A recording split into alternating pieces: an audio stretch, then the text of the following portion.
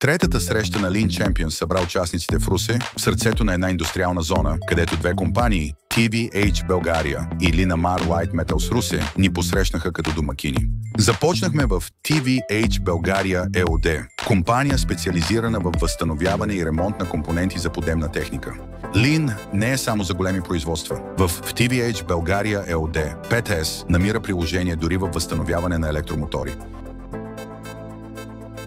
Lean Champions ни помага да създадем Lean култура и да положим основите на процеса за непрекъснати подобрения. След кратка пауза се преместихме в Linamar, водещо леерно предприятие с впечатляващо производство.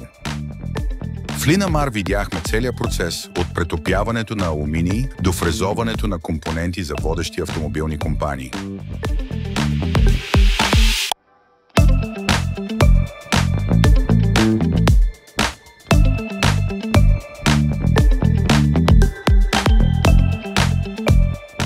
Тази инициатива искаме да възобновим и да надградим добрите Lean практики, които прилагахме преди години.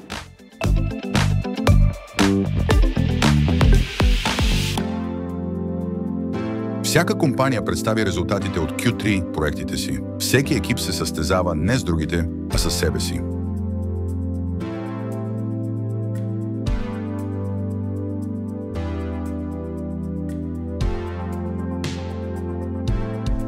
Гласуването е част от Lean културата. Открито, честно, мотивиращо. С всяка среща Lean Champions става по-силна общност. Всеки проект още една крачка напред.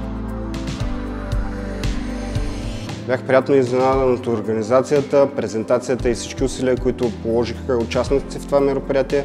За нас ще бъде чест от следващата година и ние да участваме в проекта Lean Champions. Следващата стъпка е твоята. Предизвикай себе си. Включи се Lean Champions 2026.